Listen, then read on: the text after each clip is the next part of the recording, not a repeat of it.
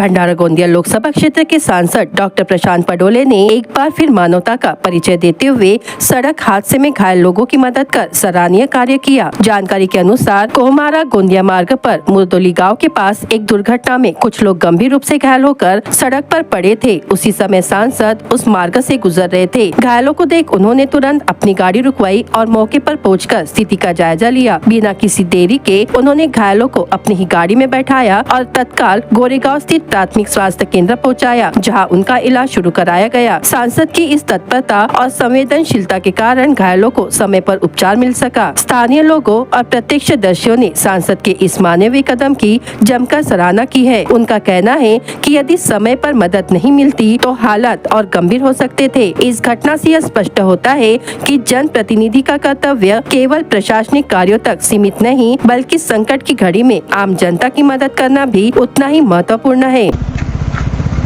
आज आम्ही कोहमारा ते गोंदिया या रस्त्यावर आहोत।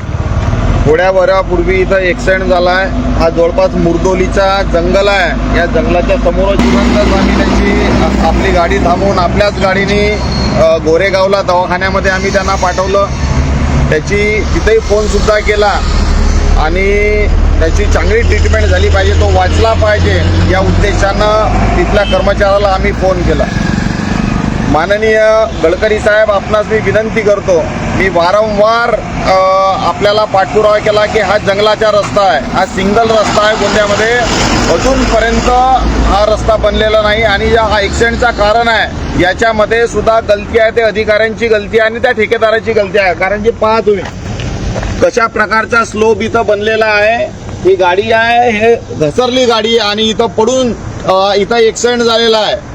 मी आपणास विनंती करतो की लवकरात लवकर हा रोड बनल्या पाहिजे आणि ह्या ज्या त्रुट्या आहेत रोडच्या, इथं स्लॅन्टिंग पाहिजे। समजा थोडासा स्लॅन्ट राहिला असता, नाही तर इथं भरण राहिला असता, तर हा ॲक्सिडेंट निश्चित टाळता आला असता।